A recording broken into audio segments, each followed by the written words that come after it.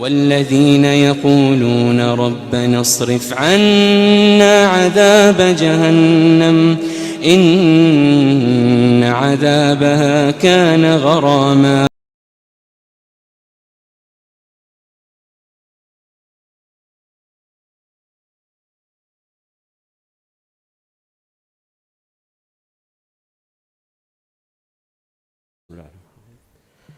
Assalamualaikum warahmatullahi wabarakatuh. Alhamdulillahirabbil alamin. Nahmaduhu wa nasta'inuhu wa nastaghfiruh. Wa na'udzubillahi min syururi anfusina wa min sayyiati a'malina. May yahdihillahu fala mudhillalah wa may yudlil fala hadiyalah. Asyhadu an la ilaha illallah wahdahu la syarikalah. Wa asyhadu anna Muhammadan abduhu wa rasuluhu la nabiyya ba'da. Allahumma shalli ala Muhammad wa ala alihi wa sahbihi faman tabi'ahum bi ihsan ila yaumil wa ba'd. Ayyuhal hadirun Bapak Ibu, saudara-saudara yang dirahmati Allah. Alhamdulillahilladzi bi ni'mati tatimmus sholihat. Kita panjatkan puji syukur karena Allah Subhanahu wa taala, khususnya di sore ini Allah mudahkan kita untuk terus belajar dan tema atau materi belajar kita adalah tema yang lebih mendalam berupa hikmah dan rahasia-rahasianya sujud. Yang sebelumnya sudah kita dialogkan bagaimana tauhid banyak berbicara dalam doa-doa dan bacaan sujud gitu ya. Dan kemudian kita beralih kepada bagaimana seharusnya sujud itu dinikmati, penuh dengan kenikmatan. Perlu Bapak Ibu ketahui bagi yang mungkin tidak ikut sejak awal ngaji kitab Wabilus Shayyib, bahwa kitab ini lebih sebetulnya menekankan bagaimana banyaknya faedah dari zikir yang itu hingga dibahasakan sampai ratusan. Jadi nikmatnya faedah zikir itu lebih dari 100, yang itu semuanya juga bahkan lebih dari itu yang telah dibahas dalam kitab apa? Wabilus Shayyib. Dan seseorang yang diberi anugerah untuk bisa zikir, kemudian kuat, jadi bahasanya diberi anugerah untuk bisa zikir, untuk bisa gitu ya, anugerah untuk kuat zikir, berarti naikkan volumenya ya, untuk apa? Kuat zikir, apalagi jauh lebih mendalami nilai-nilai zikirnya dari sisi tauhidnya, naik lagi kan level ya, apa tadi? Bisa zikir, kuat zikir, lebih mendalami apa? Nilai-nilai tauhid. Terus naik lagi ke rasa dzauq. Apa? Rasa, karena semua ibadah itu memiliki rasa nikmat. Dan kita bahasanya itu masih tersandra dalam tanda petik di sujud itu. Dari sisi apa? Rasa nikmatnya sujud, yang itu justru menjadi inti dari kitab Wabilus Shayyib. Dari siapa? Pengaruh faedah nikmatnya zikir. Sampai sini bisa dipahami bagaimana abstraksinya kitab ini gitu ya. Ngomong abstraksi itu kuliah di apa? Kuliah ya, abstraksi. Jadi Bapak Ibu, kalau di kitab itu mungkin ada pengantar mu'alif. Pengantar mu'alif itu apa? Muqaddimah. Mu'alif itu apa? Penulisnya gitu ya. Yang kalau bahasa di skripsi itu namanya abstraksi. Untuk menggambarkan isi skripsi atau isi gambaran secara sederhana buku itu ditulis, dibuat gitu. Nah karena itu saya sampaikan bahwa level dialog zikir dalam kitab Wabilus Shayyib, dari yang zikir itu secara syar'i kita pelajari bagaimana sujudnya Rasulullah SAW, sampai juga kita pelajari dua di antara dua sujud itu ya secara syar'i, kemudian menaikkan ke level apa? Bagaimana kita ya memaknai dialog-dialog tauhidnya, sampai dialog tauhid itu melahirkan dialog nikmat. Bagaimana sujud itu nikmatnya, puncaknya menghamba. Walaupun kita apa? Nyampe atau belum ini? Belum ya, kita jujur aja ya. Belum, tapi mencoba mencicipi. Rasanya gimana? Kayak ada manis-manisnya gitu ya. Sujud itu apa? Ya terserah, jadi kan dapat seperti apa. Di pertemuan sebelumnya kita sudah sampai ya di mana itu? Ini sudah sampai di ekspresi. Oh masya Allah. Ya gitu ya, ekspresi gitu ya. Ini gitu ya. Setuju ini? Oke, siap. Ini murojaah dikit ya. Dalam sujud itu ada ekspresi tauhid yang ditunggu oleh Allah. Ini kalimat yang agak sulit dicari gitu apa? Sulit jadi artinya apa? Pada saat kita sujud itu Allah menunggu. Ya apa sih sujudmu gitu. Nah, sujud model gini. Apa ya? Ya apa-apa. Ini dialog kita loh ya, dialog kita bukan Allahnya. Ya Allah kan terima aja, tapi kalau yang jelek ya innallaha apa? Thayyib apa? La yuqbalu apa? Illa thayyiba. Jadi Allah itu maha baik, tidak menerima kecuali yang baik juga.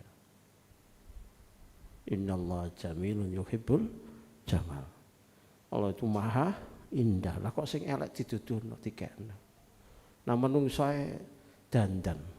Ngede pejabat dandan. Ngelamar akhwat nang Allah. Wis kados, gak kayak parfum, baju seadanya, gak jelas, kriap-kriap. Wis ngono ku wis piye?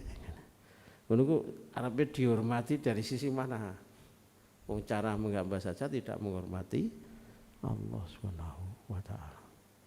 Kama tadi lutudan.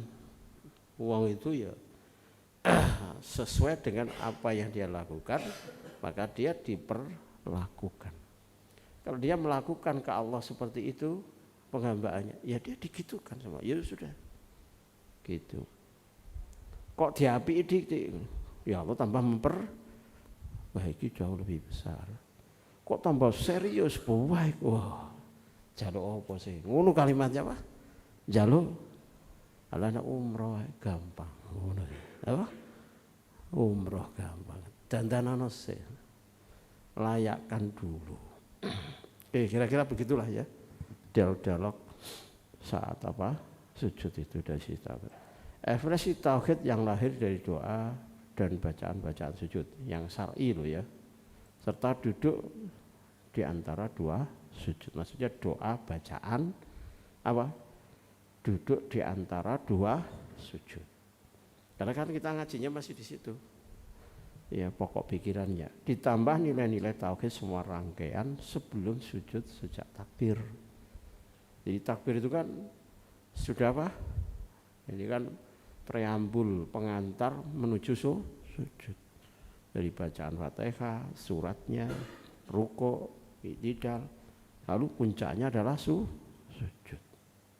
Sampai di sini punya gambaran. Begitu juga dengan nilai-nilai tauhid selama ini yang kita miliki. Artinya di luar apa? Di luar sholat. Di luar sholat itu ya sholat itu sendiri. Oke, nanti kita sholat maghrib ya. Sholat maghrib itu dibangun dari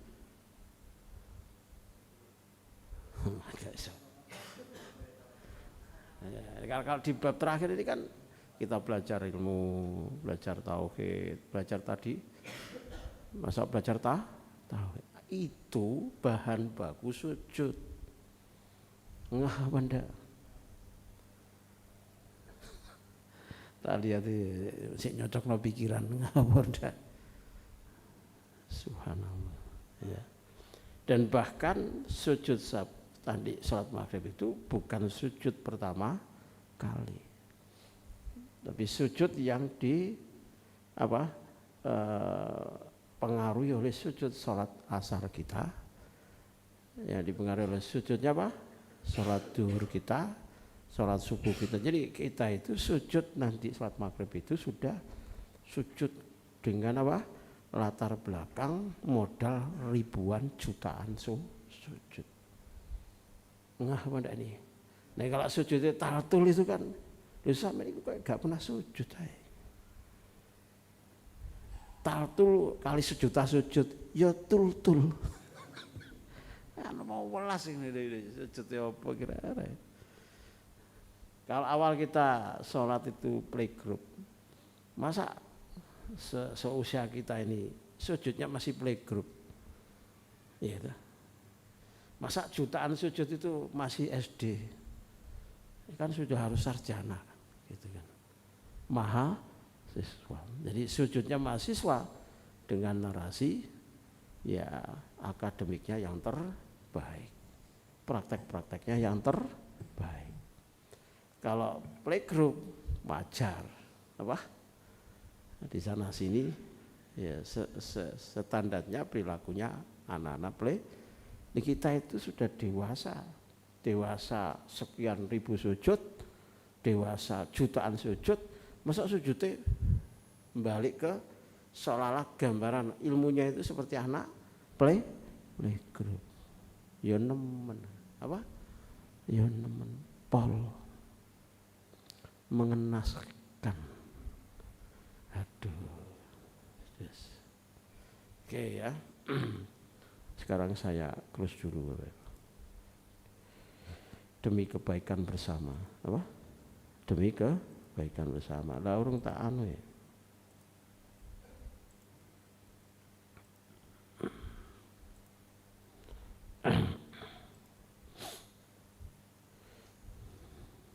Tiap sholat Allah menunggu sujud-sujud terbaik kita. Menunggu. Jadi sampean mau rubah apa? Setiap sholat Allah menunggu sujud biasa kita, gitu ya? Apa yang benar? Sujud terbaik atau sujud biasa kita? Kita sadar pun enggak ini? Enggak, teorinya dulu Mbah. Masa sujud itu setengah sujud? Sujud kita kalau itu kelas apa? Ekonomi gitu. Ya Allah nanti sholat maghrib saya kelas ekonomi saja sujudnya gitu. Kelas apa?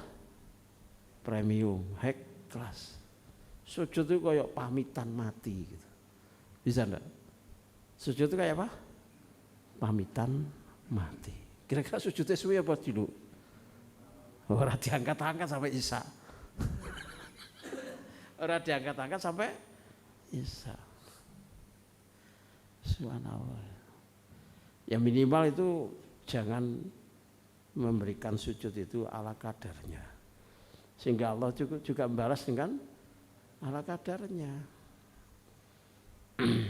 Oke, sekarang kita rubah. Bagaimana sujudnya Rasulullah SAW? Bagaimana sujudnya Rasulullah SAW apa? Terbaik atau biasa? Oh Rasul ya kan? Langsung hilang dunia. Yang ada cuma Allah. Nah kita dunianya masuk, gak masuk ngantuk, ngebleng, ngelamun, sujud kayak nangone sujud aspal jam 12 awan langsung kepanasan. Ono setan sing gak gelem suwe sujud ning bathuk itu. Ngaten Mbah.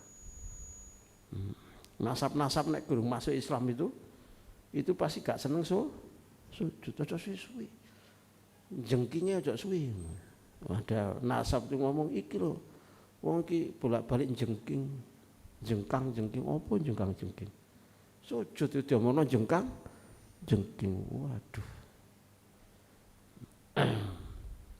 Jadi sujudnya seperti apa? Orang kesakitan. Itu karena ada nasab yang belum Islam. Termasuk ada dosa maksiat. Itu tidak bisa sujudnya apa? Tenang. Belum nyambung ya? Ya Jun, belum nyambung. Oh yes. Ini offline karena putus itu. Tapi kita online terus ke langit, ya. Buminya offline tapi online-nya jelas gitu. Jadi tiap sholat Allah menunggu apa? Sujud-sujud terbaik kita. Hingga qurratu ainin itu insya Allah dah dapat. Kenapa? Karena kita melepas semua beban hidup dan kemudian memfokuskan sujud terbaik kita untuk Allah Subhanahu wa taala. Sujud kita pada dasarnya adalah sujud pengulangan dari ribuan bahkan jutaan kali sujud yang telah kita berikan kepada Allah. Lihat itu bahasa ini. Kalau itu sebuah pengulangan ribuan jutaan, masa sujudnya seperti playgroup gitu loh. Terus pengalaman ribuan jutaan itu kemana spiritualnya gitu. Kemana coba? Nah ini yang harus dikembalikan, ini yang harus ditobati. Artinya selama ini kita sudah apa? Terjebak racunnya dunia. Sehingga ya sudah yang mendominasi pikiran adalah dunia, urusan dunia. Harusnya sujud-sujud kita saat ini adalah sujud di momen-momen terbaiknya kualitas sujud kita. Kenapa? Karena dibangun dari ribuan jutaan sujud itu. Kita kalau saya masih ingat bahwa SD itu sholat itu pakai celana cekak itu. Umur kelas 1 atau kelas 1 SD dulu loh ya. Ya. Dari tahun berapa itu? Di bawah 86. Wah apalagi ini masih dalam, tidak jelas. Antum dalam apa? Untuk langit bagian di kan nggak jelas segar alam. Iya kan. Dulu itu kan orang anak kecil sholat di masjid itu udah langka. Balik subuh loh ya, subuh. Saya itu masih ingat celana cekak itu. Ya, jadi kalau dulu yang gitu-gitu itu dianggap baik. Kenapa ya? Karena langkah. Jadi yang penting ada cilik itu sholat gitu. Itu masih ingat. Nah sekarang masa saya 53 tahun sujudnya masih rasa anak SD itu. Aduh, apa? Mau welas. Ngerti sujudnya anak SD itu? Delok imam sapa? Tolak, ruwah baru delok sujud. Hati-hati nek gak fokus belas, biar fokus arek SD.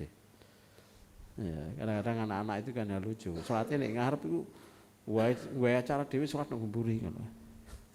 Tak oleh ngaju. Lucu. Oke, harusnya sujud kita saat ini dan yang akan datang adalah sujud yang sangat berpengalaman secara batin. Pelan-pelan dicerna, bener apa ora ini? Sangat bener dipikir. Bukan orang yang baru pertama bahkan dianggap kamu amatiran sujud. Saya sujud. Kalau orang baru sholat hijrah malah oke, dia amatiran. Lah kita apa mana sing baduke ngapal ya. Saya malah gugat itu sujudnya tenanan. Kayak apa kualitas sujudnya? Harusnya kita sudah apa? Level berpengalaman. Oke, lanjut ya. Mestinya telah ada jalur-jalur sujud seperti pikir sih pakai makom bedur ya, gaduk ora. Bingung ya. Ayo, sakane beda makom yang ini iki lho, beda capaian. Iya. Jadi kita sujud itu kan mendialogkan diri kita dengan Allah dengan bacaan, dengan doa gitu ya. Nah masing-masing bacaan itu kan alur, paham ya? Alur sujud kita, paham enggak ini? Dicerna dulu. Wis taruh lagi. Momo kalau kita lagi sujud kan lagi mi'raj ya. Nah, naik ke as di mana Allah berada di as, lagi kita zikiri dengan doa bacaan sujud. Oke, paham sampai sini? Jadi pada saat sujud kita kan baca doa-doa bacaan yang diajarkan oleh Rasulullah. Paham sampai sini? Dengan berbagai macam redaksi. Itu kan seperti lift mi'raj gitu. Paham? Itu namanya jalur.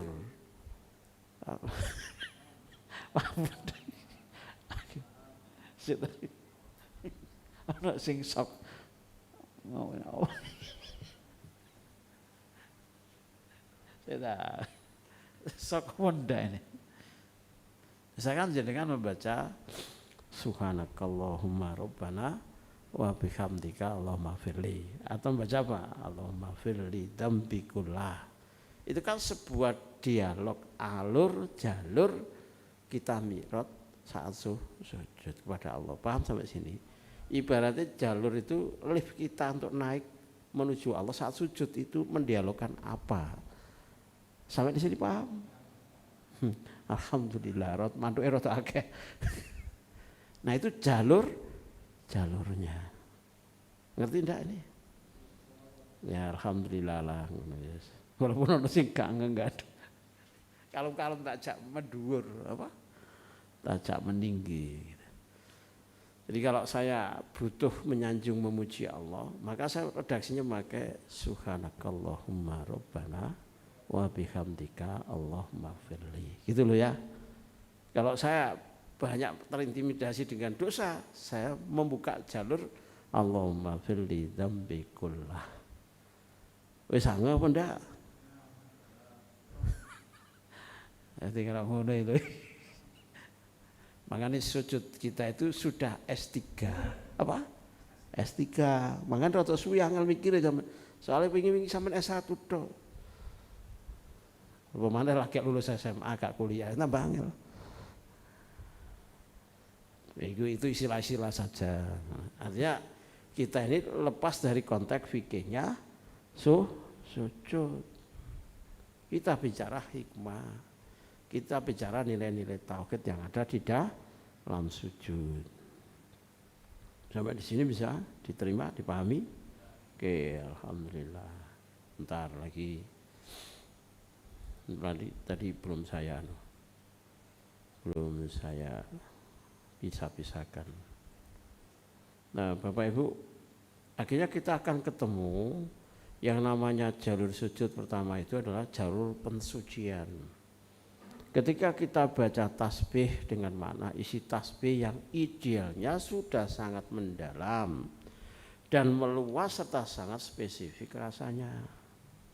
Alam sih, wajah sih. Saya coba mendeskripsikan apa yang sebetulnya kita sudah dapatkan dari Allah. Cuma dengan pengilmuan itu menjadi lebih jelas. Lebih karakter tauhidnya besar. Ketika saya membaca dan berulang-ulang, dan Rasulullah itu dalam riwayat sejak turunnya bacaan sujud apa Subhanakallahumma rabbana itu yang banyak dipilih oleh Rasulullah SAW. Karena itu ada penyanjungan, ada pemujian, ada pengakuan tobat. Allahumma gfir. Nah ketika kita membaca Subhanakallahumma rabbana, itu kan mensucikan Allah. Paham sampai sini? Maka ini namanya jalur pensucian. Dan jalur pensucian kita itu mensucikan Allah dengan tasbih itu bukan baru mensucikan. Yang saya bilang ketika kita baca tasbih dengan mana isi tasbih yang idealnya sudah sangat mendalam dan meluas serta sangat spesifik rasanya. Kenapa? Karena kita sudah belajar tauhid panjang. banyak. Kita sudah belajar tauhid banyak. Karena kita sudah belajar tauhid banyak, maka saat membaca tasbih itu bukan tasbih biasa, tapi tasbih yang diisi dengan nilai-nilai tauhid yang mendalam. Paham enggak nih? Alhamdulillah. Pokoknya sama nyenengno aku mantu osek ngono. Itulah karena memang kalau ndak isi di makomnya enggak ya rada uang. Nggih saja. Oke, ketika saya membaca subhanakallahumma rabbana, maka saya itu sebetulnya sudah meniadakan semua bentuk protes dalam hidup. Maka saya akan membebaskan diri dari semua bentuk kekufuran perilaku itu. Termasuk lambe saya itu saya haramkan kufur kepada Allah atas nama apapun. Mau hujan, aku enggak kufur dengan hujan. Mau apapun ujiannya, masalahnya, duji anak, duji keluarga, duji jamaah, duji murid, duji diri sendiri, saya tidak akan kufur. Kenapa? Karena saya mensucikan Allah Subhanahu wa ta'ala. Sehingga kalau saya sudah membaca subhanallahumma rabbana, itu berarti tidak ada lagi ya bentuk protes. Sehingga sujud kita itu pada saat kita membaca subhanakallahumma rabbana itu sudah dalam apa? Makna yang sangat mendalam dan luas. Luas itu artinya jenengan itu bisa hubungkan dengan Sumatera. Allah Maha Suci. Nang Gaza Allah Maha Suci. Enggak ada kedoliman meskipun umat Islam itu dibantai. Karena ujungnya adalah dimasukkan ke surga. Paham sampai sini? Karena itu tasbih saat itu yang saya baca itu sangat spesifik rasanya. Sangat tegas kuat rasa mensucikan Allah. Karena seperti itu enggak mungkin sujud saya itu sebentar. Pasti sujud saya pasti apa? Memaknai. Kayak mangan cilok gitu loh. Mosok lek ngono kan enggak mungkin. Malah iso keselok kan. Didik lah ngono. Mos langsung tal lek sujud kayak ngerasakno cilok. Iya. Cilok Pak Kabul itu loh. Atau ditutulno. Saose dipangan didik demut enak. Mergo jatah meji. Nek ditelan langsung ku nikmate cutel. Karena siji ditutul diwet. Kayak bocil cah cilik kan ngono seneng kan dimut itu loh, dimut. Nah, kalau kita enggak bisa seperti itu, terus sujud kita seperti apa? Iya coba. Semoga ditelan kan berarti kita ya menghadirkan penggambaan dengan apa? Kelas level yang sangat sederhana. Bahkan bisa dikatakan kelas kering, apa? Kelas kering, kelas hambar. Terus sujud yang seperti itu dari mana kata mencintainya? Walladzina amanu asyaddu hubban lillah. Lah sujudnya mak taltul. Pokoke saiki ya nek sing jangan ngaji ana sing sujude taltul ku sampean lungguhno. Ya berarti kayak duit dhisik ya gak nesu. Aja sujudnya aja ngene maneh Mas. Nek sampean berubah tak kayak duit maneh. Enggak guyon lah ya, guyon. Nah, kita udah ngaji semua ya berarti sujudnya harus apa? Dinaikkan volumenya. Rasa suka ada di dalamnya. Begitu juga dengan jalur pujian alhamdulillah. Ini kalau jenengan apalagi sudah mensucikan lalu apa? Juga memuji subhanakallahumma rabbana wa bihamdika Allahumma firli. Loh jenengan sudah menyebut wa bihamdika dengan keterpujianmu ya Allah. Maha terpujinya Allah itu ngerti bahwa saya itu dosa buahnya ya Allah. Allah itu maha saking maha baiknya dosaku akeh bolak-balik njaluk ampun gitu. Dan untuk itulah Allah justru malah seperti Ustaz Khoswel tadi tambah seneng. Jangan putus asa kalau habis berbuat dosa maksiat. Jadi jalur pujian alhamdulillah. Nah kalau memuji, terus di mana tempatnya kufur? Cari memuji, gitu. Sehingga di doa yang sering dibaca oleh Rasulullah SAW, sujud itu subhanakallahumma rabbana wa bihamdika Allahumma gfirli, gitu ya. Ini pilihan yang terakhirnya Rasulullah banyak memperbanyak sujud dengan doa itu. Itu kita bisa mendapatkan faedah buahnya. Yang satu mentasbihkan, berarti kaono suudon. Yang kedua adalah memuji, yang itu hanya berhasil kalau kita itu mensucikan terlebih dahulu. Jadi Bapak Ibu, orang itu sulit kufur, angel mana tampan kan? Bahasa saya apa? Sulit, padahal yang berarti sulit syukur kan gitu. Paham sama ini? Ini di dunia lain, di dunia wali. Orang itu sulit kufur. Karena hebatnya dia memaknai kesuciannya Allah dan maha terpujinya Allah. Sampai sini bisa paham. Jadi kan coba bagaimana jangan bisa kufur dan tidak atau banyak syukur. Bagaimana jangan bisa banyak kufur dan tidak banyak syukur. Kalau jenengan setiap kali bermaksiat dan minta ampun terus berulang-ulang, iku sapa sing gelem nrimo? Nah nek aku di ngono-ngono bolak-balik, njaluk ngopo? Iki colorit iki, ayo. Ayo, Bang. Walah ayo ngono lha. Lah bolak-balik ndolimi aku. Kan ngono. Paling pol minggat to. Jangan gitu. Misalnya njak sepuro, dolim sepuro, woi lencur awakku rek, sampean maring larani aku njak sepuro maneh. Tat minggu iki aku nglarani sampean, mempitnah sampean. Pekan depan ngene maneh tat ngono. Wis sak karepe apa?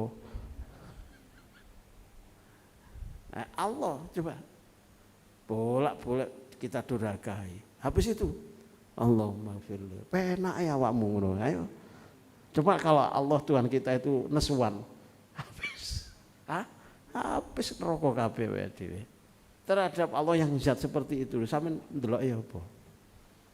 Coba memuji atau malah mencela, naudzubillah min dzalik. Dari situ dari mana argumentasi kufur?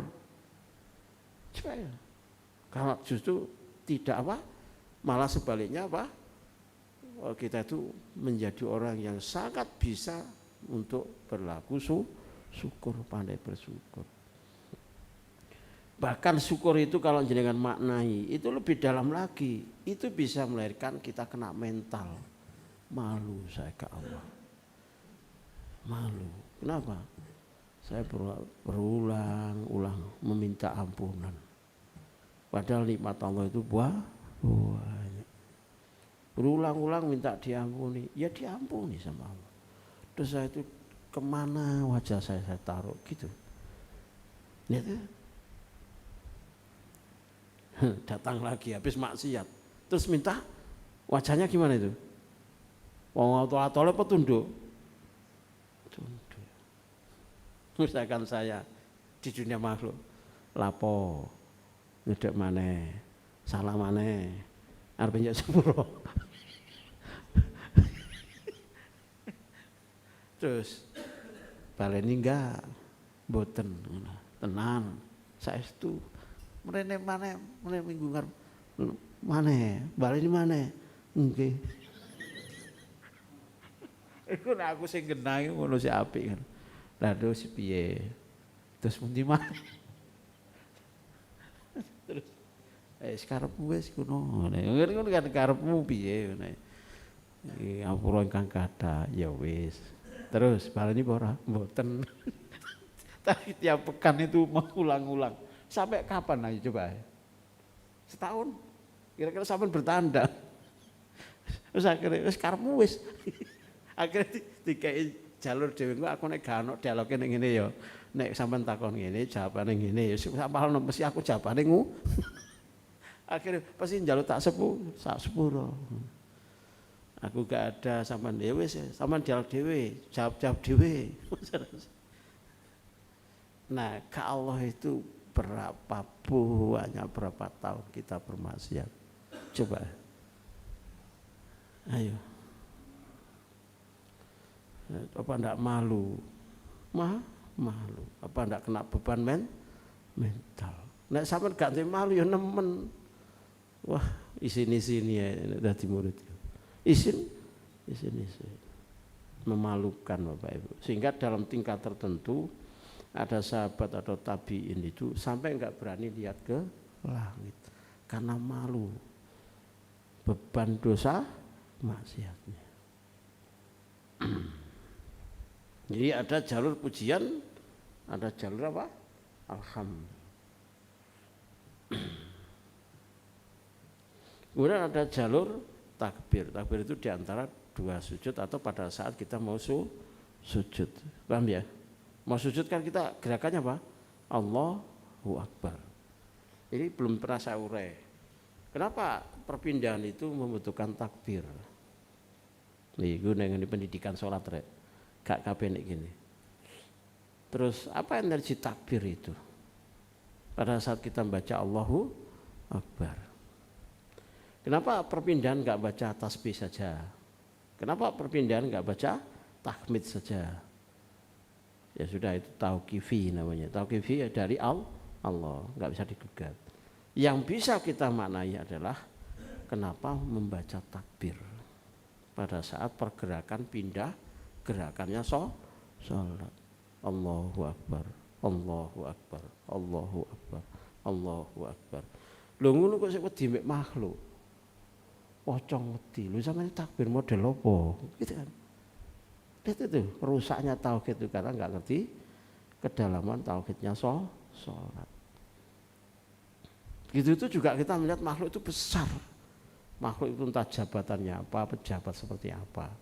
Dan Allah itu yang kita agungkan. Ya, kalau mengagungkan Allah, yang lainnya tidak kelihatan gitu. Sampai dunia ini tidak kelihatan. Kenapa? Oh, dunia itu kecil. Nilainya rendah di mata Allah, nggak ada apa-apa. Kita kok malah terjebak di situ, keracunan, menganggap urusan dunia besar. Ya masalah. Wala taj'alid dunya akbaru hammina. Jangan sampai ya Allah kau jadikan dunia itu sebagai akbar. Loh, tekad kami yang terbesar boleh tuh dunia. Wala mablaghu ilmina. Pusat semua ilmu saya sarahkan ke kita itu wajah-wajah pemburu dunia, ya repot. Masalah besar. Kalau sudah mengagungkan Allah, maka semua makhluk itu kecil. Itulah makna dari apa? Jalur-jalur sujud. Apa? Jalur sujud. Oke Bapak Ibu, pada saat kita sujud, status kita apa? Rendah, jelas ya? Terus tambah lagi. Hina, terus tambah lagi. Kecil, masuk gede. Penuh dengan kelemahan, penuh dengan ketidakberdayaan. Paham sampai sini? Iki lho sing gara terus kewaliane sampean mbak aku beda. Padahal tak buka kak ya. Karena sing tak tutupi. Wis ditulis cetha. Tapi gak iso merunu. Kenapa? Karena ada dosa di hati. Dosa itulah yang nyengkal teori itu untuk kita prakteknya kita dapatkan. Karena hati belum bersih. Ono nasab sing durung masuk Islam. Dulur papat 5 pancer mbuh parane nang ndi. Akhirnya nek tiga sujud mobat mabit pikiran, hati dan jiwa. Ada teori tapi tidak bisa menerapkan teori ini. Sebab harus apa? Harus menghilangkan penghalang-penghalang tadi itu. Ngerti apa enggak nih? Wah, larangi ilmu ini Bapak Ibu luar biasa. Larang itu mahal. Oke, ada jalur pengakuan dosa maksiat. Nah, ketika kita baca Allahumma firli dzambi kullah. Jadi pada saat sujud kita sedang mendialogkan dosa-dosa kita. Artinya jalur-jalur itu ya selama ini kita membaca doa dan bacaan sujud itu jalur penghambaan yang luar biasa dan itu berulang-ulang kali, ribuan jutaan kali sujud. Ya kan ngoten. Nah, jenengan kalau sujud yang diminta duit ya Allah, ribuan jutaan kali. Terus Allah kira-kira gimana merespon? Iku wae. Apa? Kaya wedi urip bapakmu iku. Apa? Iku. Kira-kira lho iki dialog ala standar kita. Apa selama ini gak tak weni to? Ayo Pak. Bukankah aku sudah menetapkan rezekimu saat di kandungan ibumu? Dan kau pun tahu masalah ini. Kenapa enggak meyakini gitu? Gitu. Seandainya kita minta bukan tidak boleh kan, tapi coba anggar sujud itu yang digoleki UUD terus apa ujung-ujungnya duit kan betapa apa sujud itu bermakna sangat apa rendah itu karena sing dijaluk kok itu boleh tapi coba ada hamba yang sing diminta itu pujian sanjungan, maka yang diberi uang itu yang lebih banyak yang mana? Yang nyanjung, yang memuji. Paham? Misalkan ada yang nemui saya tiap hari, itu minta uang saja. Sesuai aku blenger apa enggak? Paham pala aku gak meduit. Kok sesuk duit tak dari kene ya, ngono ya. Iya kan? Tapi lain waktu dia dan saya enggak minta. Masya Allah jenengan saya. Matur nuwun. Luman peduli sama saya. Wah aku dipuji-puji. Terus akhirnya habis puji saya matur nuwun sampean ngerti ta. Nek aku apik ngono. Terus saiki duite saya ono apa ora? Sing takon iki aku. Telas. Oh tumben gak njaluk izin. Kita kei. Oh no. Kira-kira seperti itulah. Apalagi ke Allah dialognya lebih suci. Lebih tidak seperti dunia makhluk murni kita. Tapi coba saya, kalau Allah tidak memahami konteks dialog kita, terus kita memahami Allah dalam bahasa apa coba? Coba saudara. Bukankah itu sebuah dialog makhluk, dialog kita? Dialog itu sama seperti butuh ke saya kan dialognya seperti itu. Nah kalau kita ke Allah dialognya sama, tinggal ini ditujukan ke Allah. Jadi Allah itu memahamkan apa yang menjadi kewajiban Allah, haknya Allah itu dengan konteks bahasa makhluk. Paham maksud saya? Paham apa enggak ini? Jangan diajak bahasa Arab juga iso, repot juga. Ya. Paham ini Bapak Ibu?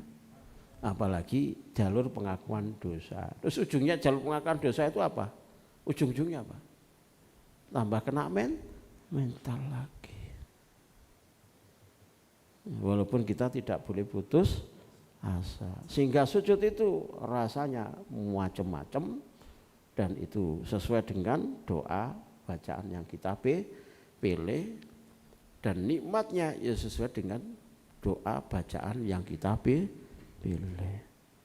Kapan kena papar dosa itu sujudnya maca apa? Allahumma firli dzambi itu rasanya akan enak iso nangis. Nah itu Ustaz kalau butuh duit bacaannya apa? Ini kan gitu kan? Apa? Bacaannya apa? Ya Allah rezekimu ya Allah, rezekimu ya Allah. Bacaannya apa? Apa? Allahumma a'udzu biridhoka. Kenapa kok baca itu? Oh ridho, tadi oke, mulai nyindir ngono ya. Terus yang lain baca apa? Nek duit baca apa? Oh, yang kayak doa dhewe ngono ya sampean. Iya. Lah doa dhewe to iku. Karo ajarane lho. Lah apa sampean waca nang sujud? Lho iya sih, iki sujud iki. Sujud ya. Nanti duit minta uang di saat sujud itu di mana? Langsung itu 7 poin ae Maret. Ya enggak apa-apa, ayo jenengan minta uang dengan cara apa saat sujud itu? Hah? Apa?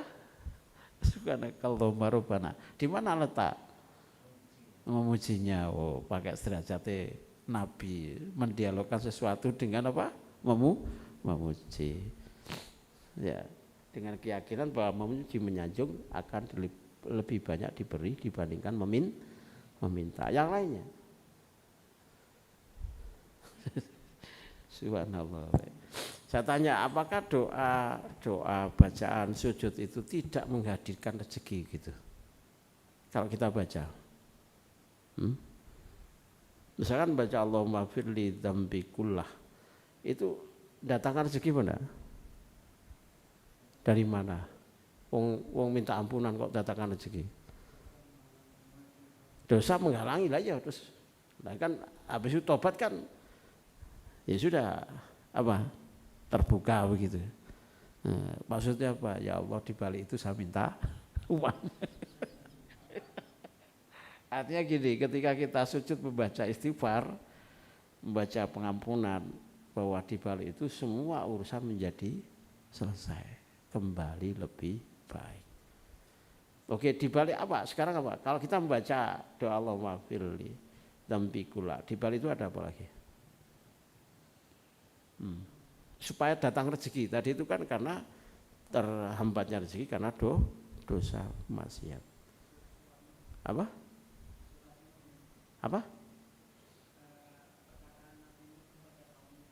Allah apa?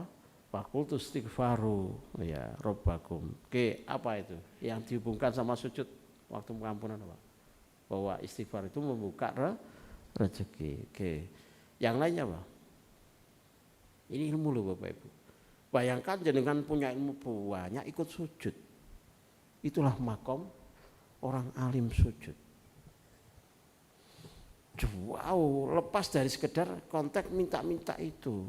Isinya adalah penyanjungan, penghadiran dia terbaiknya. Oke, kalau kita membaca Allahumma firli dzambi kullah, judulnya Allah setelah itu apa? Apa? Kawan anak suara tapi ditolakkan. Judulnya kan Allah jadi ridho, betul enggak? Iya kan? Jadi nah kalau kita diridhoi terus gimana urusannya?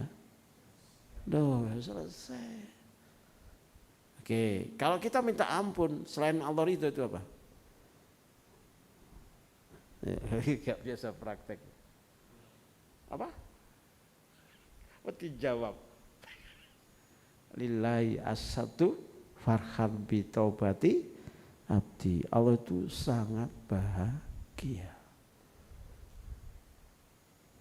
Masa ada orang sujud minta ampunan, Allah bahagia, sampai tarik langsung biar Allah tidak terlalu bahagia. Masa ngono? Coba ayo, wis didik bahagia, set ditawarik ngono. Loh. Ya apa sih? Ngono. Ya kalau kita lo ya. Nah kalau bahagia nikmati itu. Tobatnya nikmati. Jadi kalau waktu baca Allahumma firli dzambi kullah rodok ditanekno. Seluruhnya itu sing terus diperinci dikoh, jillah, awal, akhir, alania, sirro. Sama iseni itu isi-isine. Masa belum di sini langsung disetut mana? Karemu apa? Oh, lambemu tok ae sujud ngomong ngono. Iku ora repot tambane. Ora ono pemaknan, ngoten, Mbak. Akhirnya kan sujud itu mesti membutuhkan waktu, durasi. Tidak bisa sujud orang yang berilmu itu cepat.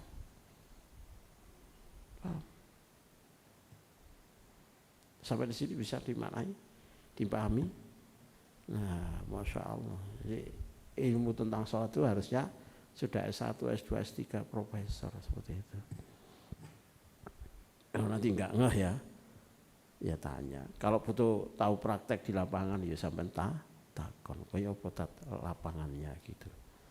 Oke ya, jalur pengakuan dosa. Ini secara psikologi nanti hasilnya apa?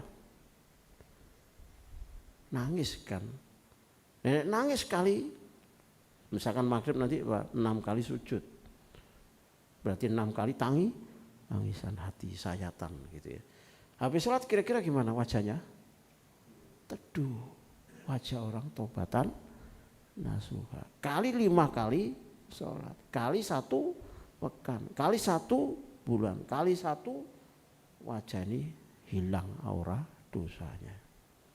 Sehingga hidup itu menata kembali, akan baik kembali. Karena sholat itu the bestnya ibadah, maka dia akan mempengaruhi ibadah-ibadah lainnya. Baca Quran jadi enak, puasa jadi gampang, sholat sunnah, sholat malam jadi mudah. Karena sudah dilapangkan hatinya dari beban dosa, akhirnya juga bisa membuat apa? Ya mudahnya kita memaafkan ke yang lainnya. Karena sudah bisa seperti itu, maka muncullah ilmu tertinggi namanya memaklumi. Apa? Memaklumi. Nah, memaklumi itu nggak bisa pakai pendekatan mosok, mosok. Paham ya? Jadi ilmu mosok itu ilmu protes dengan perilaku seseorang. Paham? Wis gede, ngono apa sebenarnya? Wah yo, sampean tambahin apa meneh? Wis gerang, kuliah, mosok perilaku lho, sampean gak iso memaklumi. Paham ya? Mosok, bolak-balik dielingno. Lah kalimat iku sampean gawe dhewe to? Lah kate piye nek orang itu belum bisa berubah? Ayo. Kalau kita mengingatkan ribuan kali, kalau Allah ndak memberi hidayah, sampean ngamuk tuh nang orangnya itu. Dasar, tahu dasar no. Calon penghuni neraka, sampai tanpa dihukum besar dosa besar. Maka muncullah ilmu memaklumi apa? Bahwa orang itu belum diberi hidayah. Dia masih proses. Jangan sampai sampeanku ngancani setan untuk membuli keimanan orang itu. Nah kita itu orang tua sering begitu, betul enggak? Pokoknya ono anak sing gak dikarepno gak sesuai ku langsung memframing, betul? Elek-elek sih. Dan lupa, kowe sebagai orang tua tuh kamu gimana? Soleh kah? The best kah? Ya, kalau Allah mendialogkan sebagai orang tua kita itu terbaik apa enggak? Enggak. Lah kalau enggak harus lapo sampean? Ngarepno perfect anak. Wong awakmu dhewe dosamu akeh. Akhirnya sadar diri, memaklumi. Kuncinya apa? Memperbaiki anak. Mentobati dosa-dosa kita sebagai orang tuanya. Baru kowe ngerti bahwa anakmu ngono iku mergo kowe ya ndablek, kowe ku nakal nang aku Allah itu. Kowe memaksiati aku. Karena engkau sendiri sadar tidak sempurna, maka anakmu juga tak gawe ngono. Nah wong liya ya padha, jamaah ya padha, santri ya padha, murid ya padha, besti-bestiku ya padha. Maka ilmu pemakluman itu masya Allah. Kemudian dari sini lah, kemudian saya sering memviralkan, wit jati kok gegeran ambek simbuan. Wit jati gede rek, terus apa? Memperkarakan, hai simbuan, jangan nempel di tubuhku. Anak pada simbuan ngono iku cocok dadi perang wit simbuan. Tahu simbuan? Tahu apa? Bukan, simbuan itu enak digawe bothok. Sing rambat iku lho rek. Jalan. Iki paribasa tuh ngene ngono iku. Makanya dadi wong tua iku abot ora? Abot. Orang tua itu gak oleh salah, nek anak oleh salah. Menemen anak. Ya anak itu nggone salah, wong tua gak oleh nggone salah. Sama dengan guru, guru itu digugu ditiru, nek murid kurang ngajar iku wajar.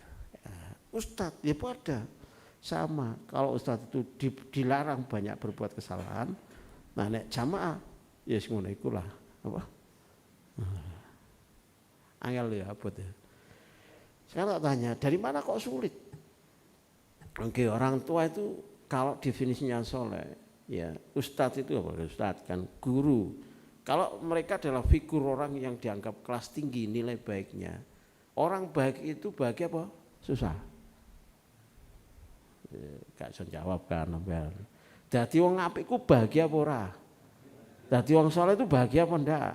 Jadi wong alim itu bahagia apa enggak? Harusnya kan bagus semuanya toh. Lah kok apik kok dadi gegeran mbek sing gak apik? Karmu piye? Ayo. Nek wong tua gegeran mbek anak, iki sing anake sapa? Lah coba ayo pikir aja. Lah ustaz kok gegeran mbek santri? Iki santrinya sing ndi? La haula wala quwata illa billah. Itu artinya tauhid itu selalu mencari bentuk terbaiknya. Angel to iki ilmu. Tapi ya ndak berulang-ulang saya berikan kok. Makanya gini Bapak, kalau jadi orang soleh itu fokuslah jadi orang soleh. Tingkatkan kesolehan itu dengan mengejar derajatnya para salaf ummah, para sahabat, tabi'in, tabi'in. Meskipun kita itu kerengkelan dan pasti tidak bisa, tapi semangat ini pasti dihargai oleh sehingga Allah itu merahmati memasukkan kita ke surganya. Tapi kalau jenengan tidak ada upaya ke situ, berarti jenengan bermasalah secara apa? Usul tauhidnya. Berarti jenengan tidak pernah bisa memberikan penggambaran terbaik. Itu secara akidah sudah salah. Oke, lanjut. Tidak tahu itu sama bisa ngulangi pun enggak itu. Yang D itu harusnya itu sudah maklumat yang terus ada di otak kita. Dan tidak perlu banyak ditulis karena sudah ada ditulis di otak, di hati, di jiwa. Itulah dialog sujud. Kemudian dialog sujud yang selanjutnya adalah ada jalur kerendahan diri. Karena topnya sujud itu merendahkan diri. Nah kalau merendahkan diri, di mana letak sombong? Di mana letak arogan? Coba. Dan di mana letak ujub? Lalu di mana letak riya? Gak ono nggone. Di mana letak orang lain disuruh melihat dirinya? Iya, delok aku, kaguman aku, jadilah pengikutku. Wong welek kayak gini di hadapan Allah kok minta dikagumi. Angger sujud njaluk sepuro tok sacarane dosa tok. Kok kemudian merasa bangga harus semua disuruh melihat dirinya. Dari mana itu kebanggaan itu? Menjadi masalah. Wis tadi sak soleh-solehnya akhirnya apa? Judulnya adalah orang yang selalu dibingkai dengan ketawaduan, kerendahan diri. Oke, apa nilai manfaatnya merendahkan diri itu? Tawadhu itu?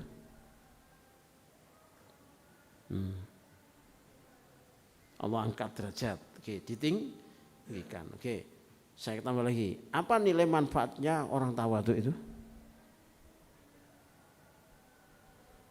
Ibu sering harus mendialogkan ilmu ini ya. Ini sudah sarinya ilmu. Apa? Tidak apa? Baperan, oke. Memang nanti akan ke sana tapi rada ado. Ya. Tawadhu itu kalau kita tidak kuat itu dibully, rawan bullying. Karena itu hati itu harus dibacking dengan kuat. Nah, itu bejana hati yang paling disukai Allah itu selain bersih, lembut, dia harus kuat. Kelembutan ilmu itu menuntun kita untuk merendahkan diri, baik saat kita berhadapan sama Allah maupun berhadapan sama makhluk. Derajatnya kita tambah ditinggikan. Orang yang merendahkan diri seringkali diuji Allah dengan sering dinyai. Paham? direndahkan. Itu ujian-ujiannya gitu ya. Tapi kalau sudah lepas dari itu, sudah take off, justru malah ditinggikan sama Allah. Ono take off barang rek. Artinya jenengan sudah apa? Lulus ospek langit. Sebagai orang tawadu. Tawadu itu pasti harus dibully.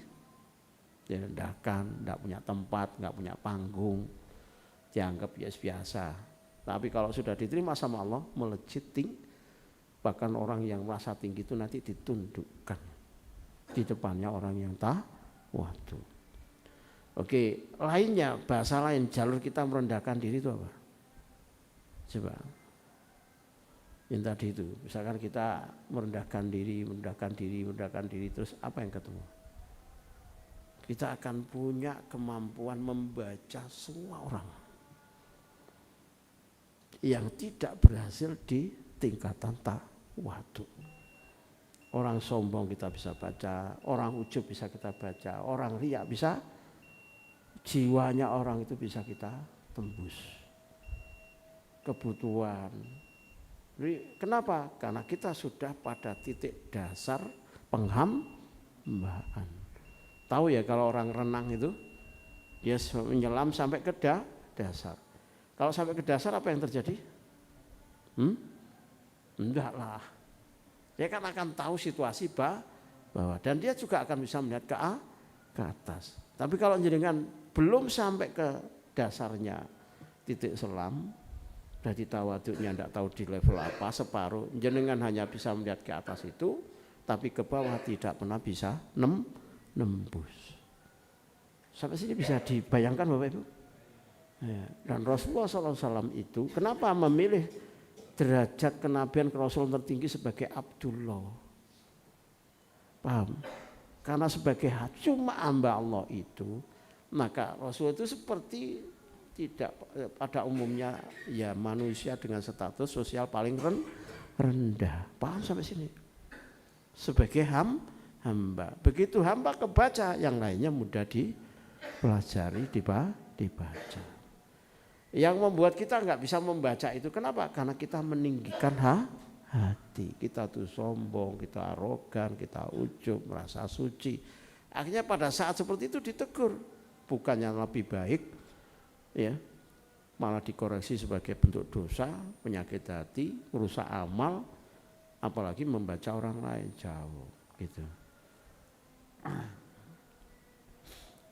Paham sampai sini? Kenapa orang yang tawadhu ditinggikan oleh Allah? Yuk coba ya. Karena status terbaiknya hamba itu apa? Yang paling menjadi budak, yang paling merendahkan dirinya. Dan itu tercapai paling bagus di saat apa? Sujud. Sampai sini ngerti ya? Oke, kalau nggak percaya ini ilmunya sudah harus ada semua, harus punya semua ini.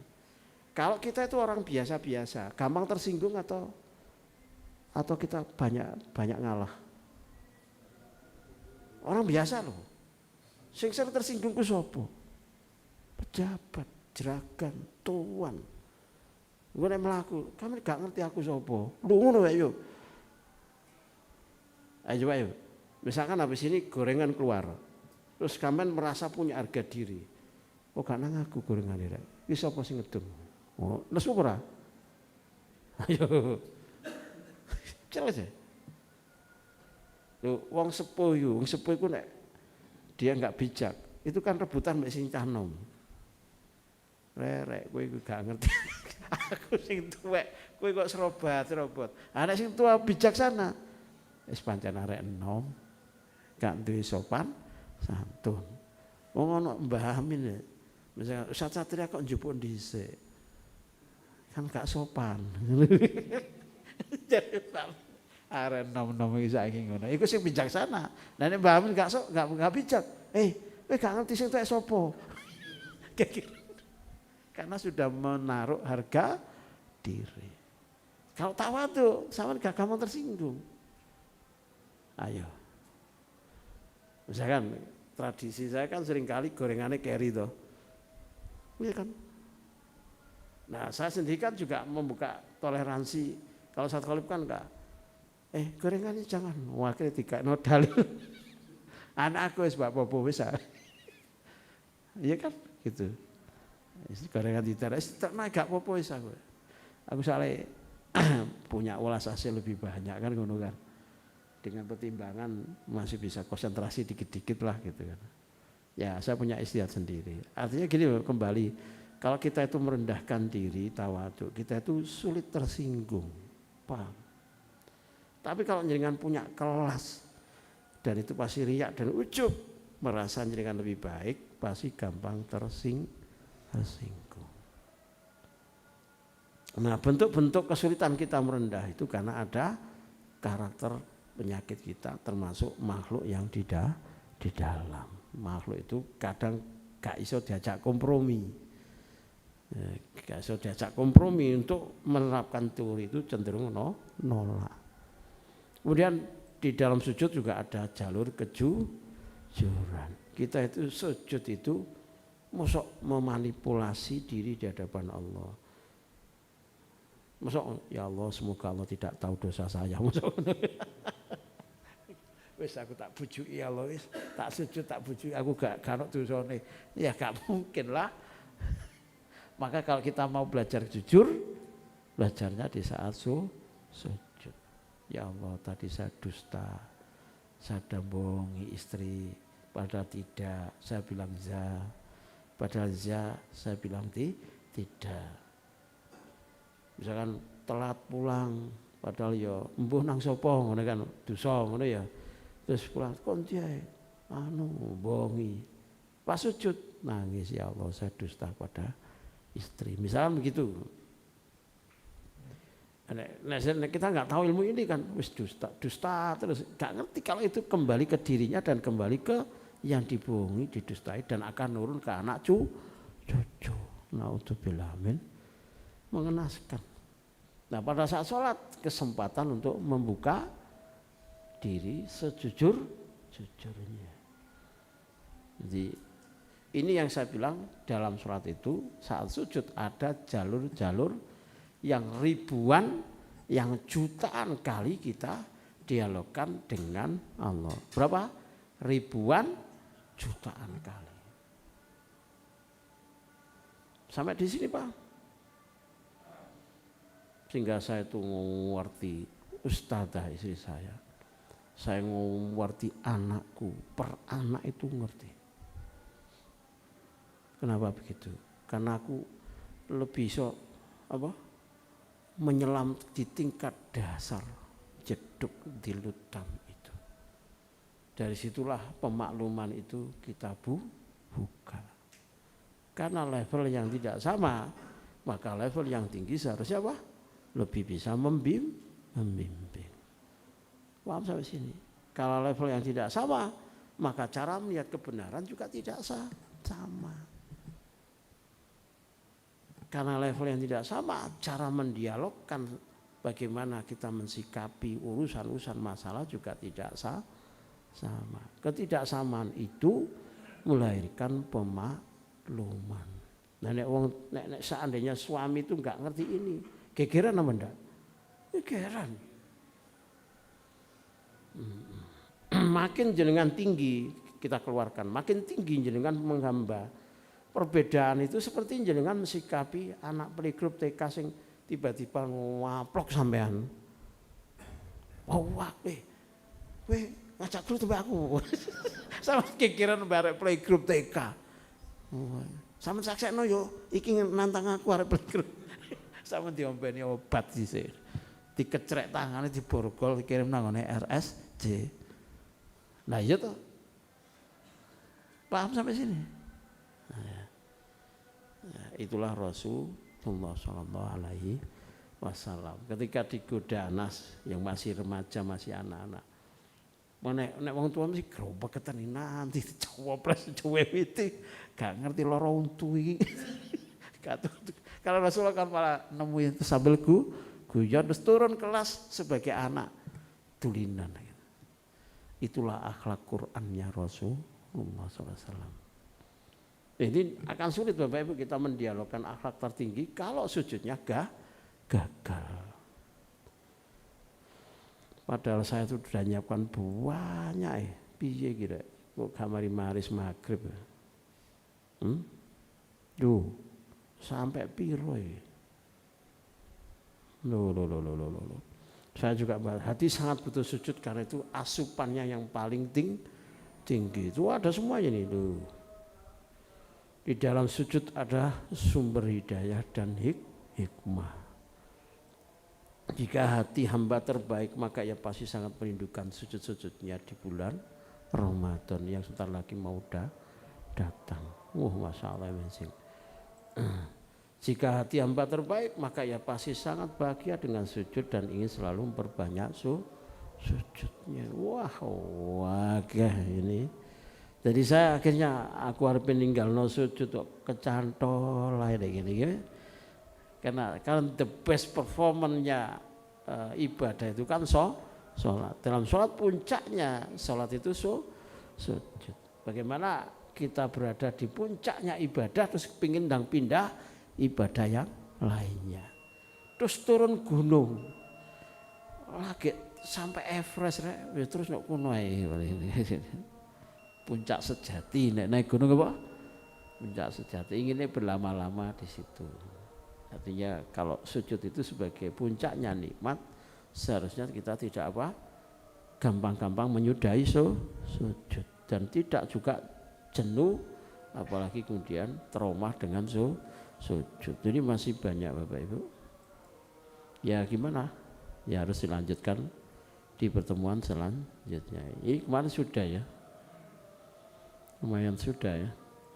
Ini juga sudah. Ini sudah. Oh ya, ini belum. Nah ini Bapak, kerendahannya hamba saat sujud adalah kemuliaannya di sisi Allah. Karena itu Bapak Ibu sujud itu seharusnya apa? Sangat-sangat dinikmati. Jadi kalau satria ngimami ya sujudnya kudu dinikmati gitu ya. Kalau siapapun yang ngimami ya, tapi ojo terus sawi terus ditinggal jamaah sampean. Ikut turu. Salat 5 waktu itu ya ada keterukuran gitu. Kalau salat sendiri, salat sunnah sampai isya gak apa-apa. Sah. Tuh, salatnya standarnya sahabat tabi'in itu ngono. Makanya dunia nggak bisa masuk karena ju'ilah qurratu aini bisolat. Apalagi Rasulullah sallallahu alaihi wasallam.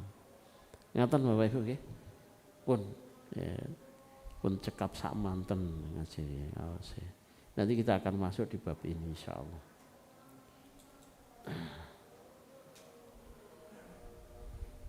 Ada yang ditanyakan? Kalau enggak saya tutup. Ini online-nya enggak jalan ya? Oh sudah jalan.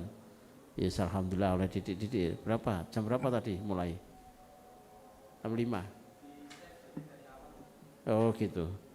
Baik Bapak Ibu, saya kira cukup. Ini sebetulnya kalau sudah dibahas seperti ini itu ngangeni kalau kelanjutannya pembahasan selanjutnya itu akan apalagi seperti ini kan cenderung ilmu itu memberikan karakter nunggu-nunggu, waduh pedot rek nggak sampai total gitu.